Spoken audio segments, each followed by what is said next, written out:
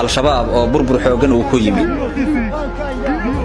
awoodda dawladda federaalka Soomaaliya ay saartay al-shabaab ee dhinaca ciidamada kala duwan duqaymaha cafinta cunaqabataynta ayaa sababay inay maanta aad u kala qaybsamaan ururkaasi.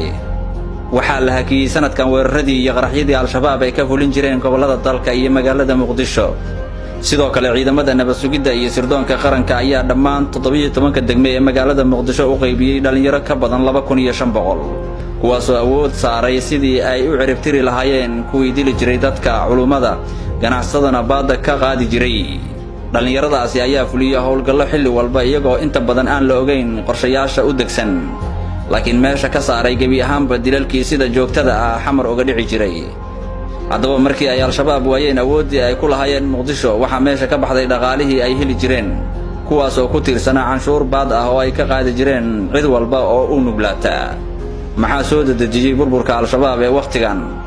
1. khilaaf xoogan oo hareeyay hoggaanka ururkaasi, kuwaas oo dhowaan u kala jabay laba qaybood oo kala ah qaybta uu hogaamiyo Mahad Karatay iyo hogaamiyaha ururka al-shabaab Abu Cubayda oo xaalad caafimaad darro hayso oo aan sii wadi karin hoggaanka al-shabaab. 2. dhaqaalihii ay sida tooska uga heli jireen ganacsatada Muqdisho iyo beeralayda ay dhulkooda xooga ku haysan jireen oo meesha ka baxday kadib markii Muqdisho gabi ahaanba si toos ah looga afjaray amaradoodii iyo shabakadihii u shaqayn jiray iyaga iyo Daashba. dhinaca kalena beeralayda ayaa si cad uga soo horjeestay amarada al-shabaab, taasoo sababtay inay isku dhacaan beeralayda iyo ururka al-shabaab.